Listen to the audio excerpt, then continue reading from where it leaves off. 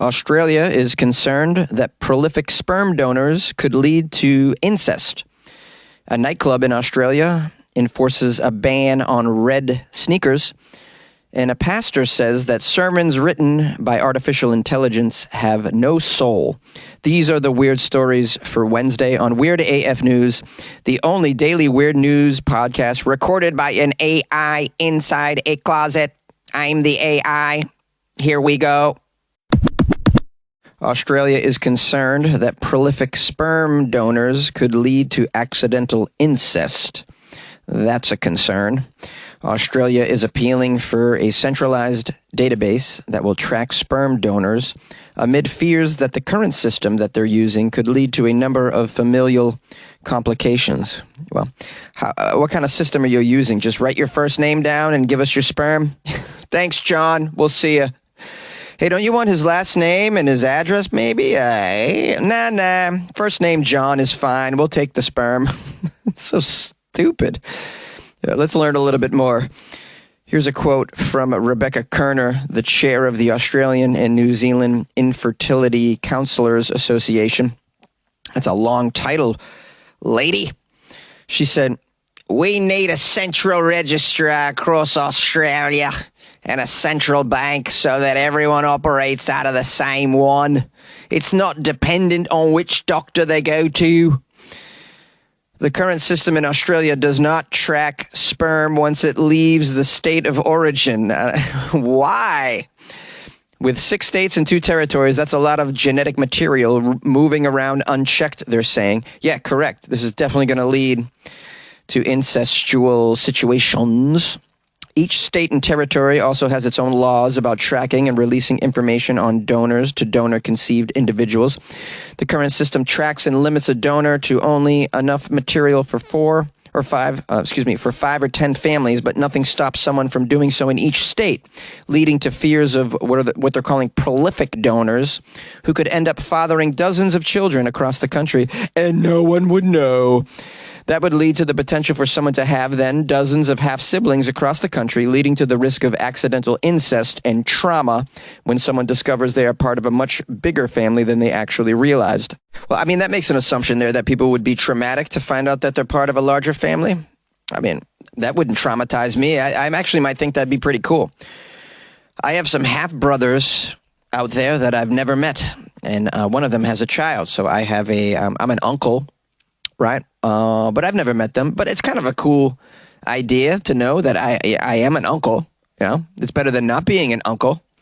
I don't want to be a dad, but being a cool uncle is, I can handle that. I should probably meet them someday. Am I sharing too much? Okay. Why does Jonesy record a podcast inside a closet? Broken family, guys. Broken family. That's why I'm a comedian. Broken family, guys. Now, there's another quote in this story by someone named Amy Shackleton, the director of Donor Conceived Australia. She said, quote, "Sperm was transferred across states in Australia, and once it leaves a state, nobody keeps records of what happens to it. When donor-conceived people find out they have that many siblings, it's very distressing." I don't know why this would be distressing to find out you have this many siblings. I mean, I guess because you have to buy more birthday presents. Is that what's so distressing? It gives you more work of tracking down people. Maybe that's somewhat distressing, but honestly, you don't have to do anything about it. I don't see how this distresses people. Would this distress you? It wouldn't distress me at all, to be honest. Here is a scenario, and perhaps the only scenario where it could be very distressing when you find out your significant other later on down the road, you find out they are your half-sibling because of this sperm donor situation. That would be distressing. I don't see any other situation where it's going to cause this much trauma that they're talking about here. Now, they're saying that the same fear exists in the United States, even though our country's population is 10 times that of Australia. A New York Post article in 2017 urged greater regulation on sperm donors, noting a similar fear of sexual relations between half-siblings who do not know of their original connection. Then we have a Professor Fiona Kelly from some law school in Australia says that creating a database would be a complicated process, but that the states could achieve it if they were willing to put in the work. How is that complicated to create a database? Hey, go get a laptop. Each each state. All right, we're halfway there, creating a database. Have you heard of the internet, guys? Yeah.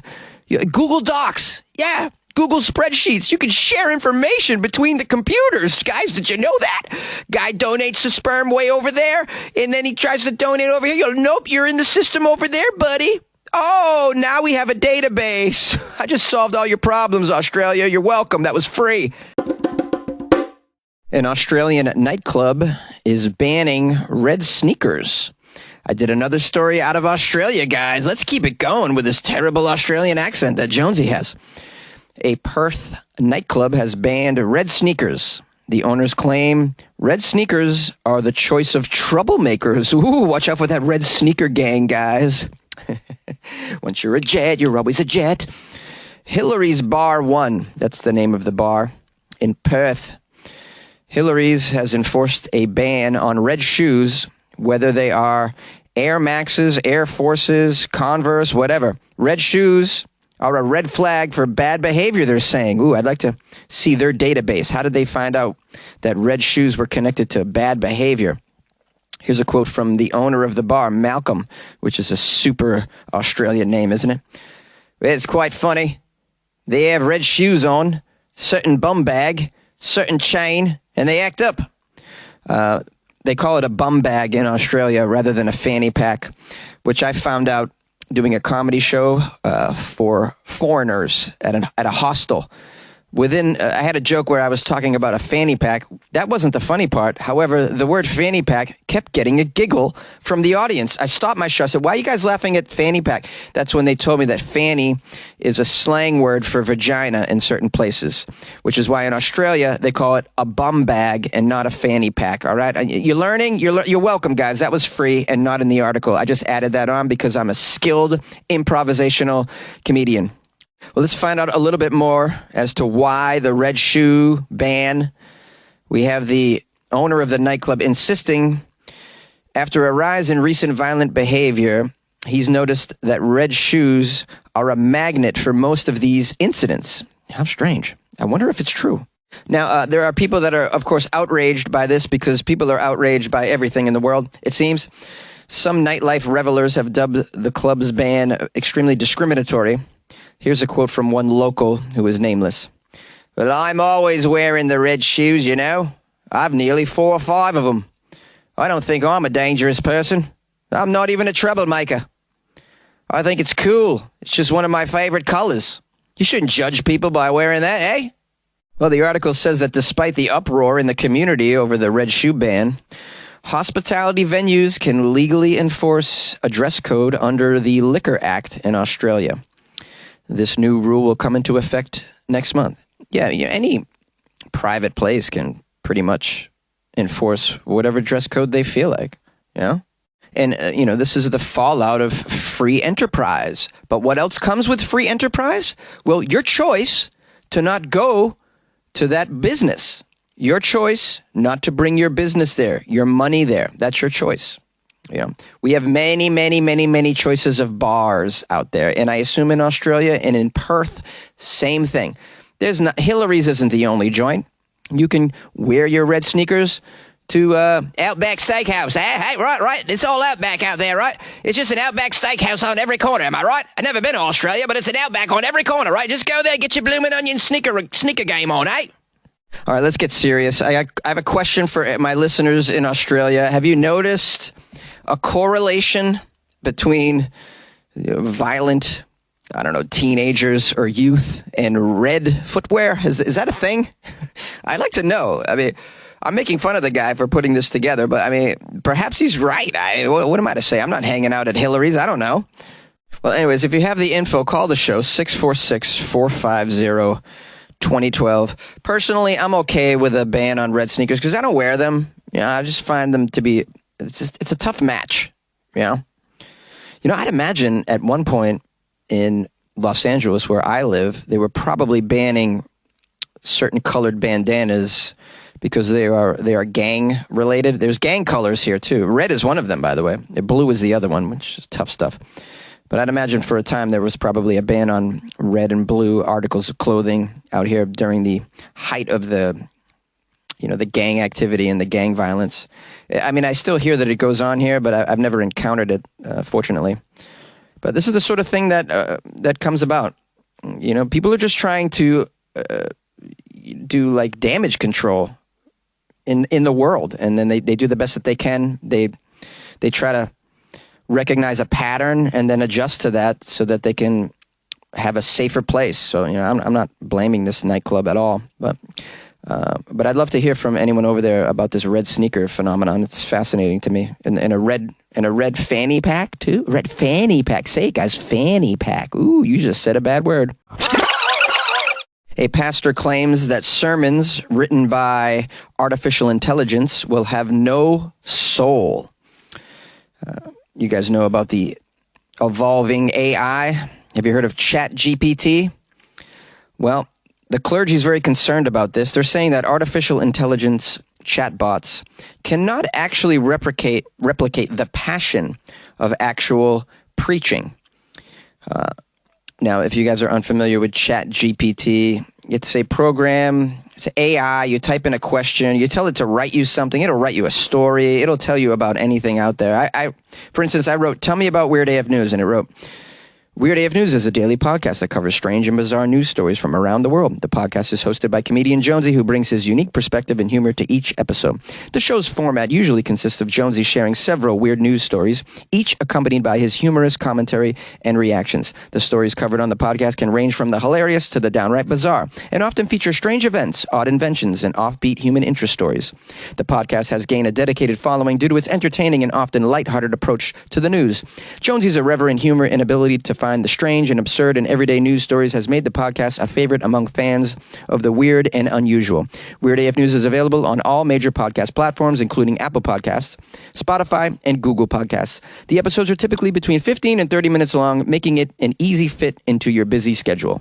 Now, that was what the AI generated when I wrote, "Tell me about the Weird AF News podcast." So you could also equally type in, "Tell me about God. Tell me about the Bible. Give me a sermon." And ChatGPT, that program that I used, will spurt out some long, response. And, people are questioning whether it's accurate. How accurate is it? Well, I just gave you an example of how accurate it was with my podcast, right? So now I'd imagine there might be pastors out there who are, it comes crunch time and they have a sermon and they didn't put it together. They didn't write it. Maybe they were too busy going to the casino and spending the money that they raise. There are stories like that does happen. So then they go to ChatGPT and they're like, "Oh, I need a sermon quick." And then ChatGPT can write a sermon about whatever topic they want to talk about that day. And then the evolving consensus among the clergy, though, it seems, is that, yes, these AIs can write a passably competent sermon, but that it can't replicate the passion of actual preaching. I mean, I would argue against that. I think the passion in the preaching is the delivery of the sermon itself. It's the delivery of the clergy. It's how much heart and energy the pastor puts into the sermon. It's not what the sermon says, it's how it's delivered. That's my opinion. Maybe I'm wrong.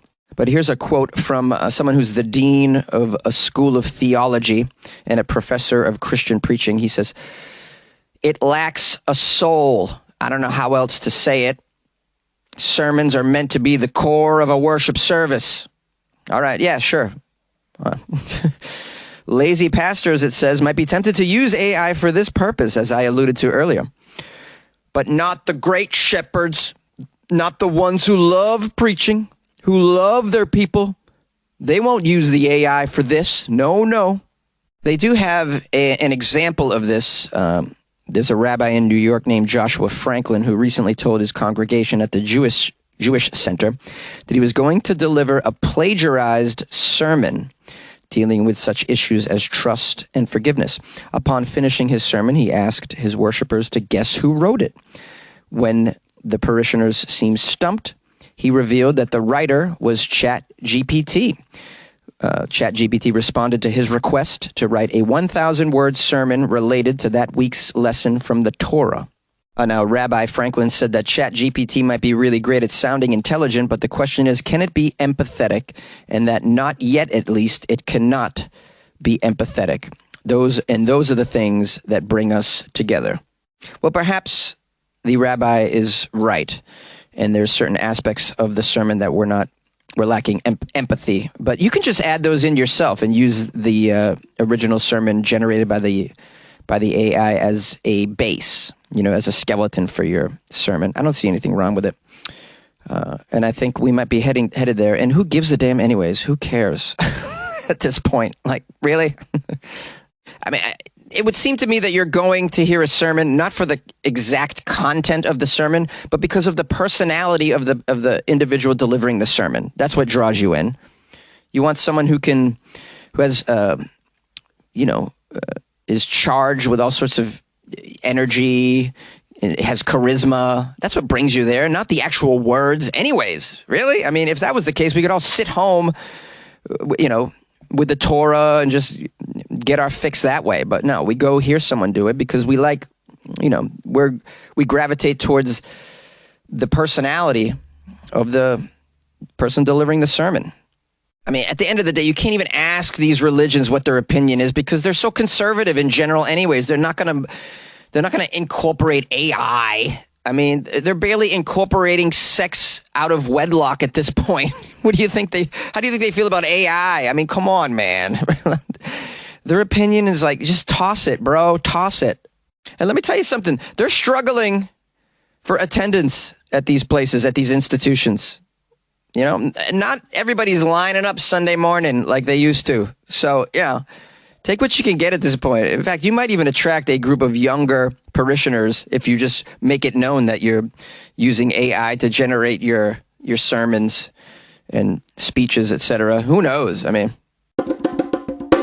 you like podcasts? You're listening to my podcast. Maybe you thought to yourself, I'd like to make a podcast. Too difficult. No, not with Anchor. Anchor has free creation tools that allow you to record and edit your podcast from your phone or your computer. Anchor distributes your podcast to Apple, Spotify, Stitcher, and more. They have advertising integration, so you can even make a little money off your podcast. Everything you need to make a podcast in one place. Download the free Anchor app or go to anchor.fm to get started. And good luck with your podcast. Good luck with your creation. Good luck with your life, man. You don't have to be rich to like weird news. You don't have to be cool to like weird news. What's up, y'all? It's your host, Jonesy, highly caffeinated and at your service. I'm going to keep this outro really brief because I'm going to publish some phone calls after this. If you want to call the show, here's the number, 646-450-2012. My email's funnyjones@gmail.com. You can send me articles or just say, what's up, Jonesy? I like that. If you want to send some money because you want to support what's going on here, a one-man show in a closet, that's a good thing to do. You can join the Patreon or buy me a cup of coffee. You can do it off my website, weirdafnews.com. You can do a lot of stuff at weirdafnews.com. So just go there, and it gives you some options. You can even submit articles through weirdafnews.com. And if you don't have any ducats to send on over to support Jonesy, that's fine. Just tell a friend that Weird AF News is the only daily weird news podcast in the galaxy. And according to ChatGPT, it's pretty cool. This episode is brought to you by Shopify. That's the sound of another sale on Shopify. The moment a business dream becomes reality. Shopify is the commerce platform revolutionizing millions of businesses worldwide. They simplify selling online and in person and provide 24/7 support so you can focus on successfully growing your business. Sign up for a $1 per month trial period at shopify.com/offer22, all lowercase. Jones, you rock and roller. Come on, tell the truth. Tell the truth. Hang on here. Alexa, pause. Tell the truth. All these people that are hugging cows, that's where the owner went to India at Chick-fil-A's and he saw they were hugging cows. They got that giant cow there saying, eat more chicken, hug a cow. That's what it is. I'm hugging the cow at Chick-fil-A. It's never brought me any good luck, and they never gave me free nuggets either. Think about it. Hug the cow. When was the last time you went to Chick-fil-A and got them nuggets? All right, Jonesy, you stay out of trouble. Love you. Jim from Cleveland says, I'm out.